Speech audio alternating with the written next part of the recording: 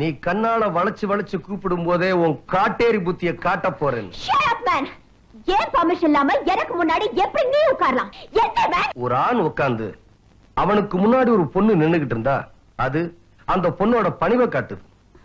ஒரு பொண்ணு உட்கார்ந்து அவளுக்கு முன்னாடி ஒரு ஆண் நின்னுகிட்டு இருந்தா அது அவனோட கொத்தடிமை புத்திய காட்டுது. என் பரம்பரைக்கே அந்த ரத்தம் இல்லையே, எனக்கு எங்கிருந்து வரப்போகுது? Okay, that's all right. நான் பெர்மிட் பண்றேன். எனக்கு சமமா நீ உட்காந்துக்க. நான் உட்கார்றதுக்கு நீ பர்மிஷன் கொடுக்கணுமா?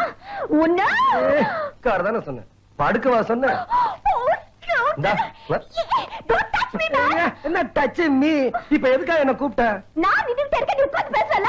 ஓகே, நானும் நிக்கிறேன். உன்னை எதுக்காக கூப்பிட்டேன்னா? அசுக்கு அந்த பொறுப்பு தாண்டி இங்க வேகாது.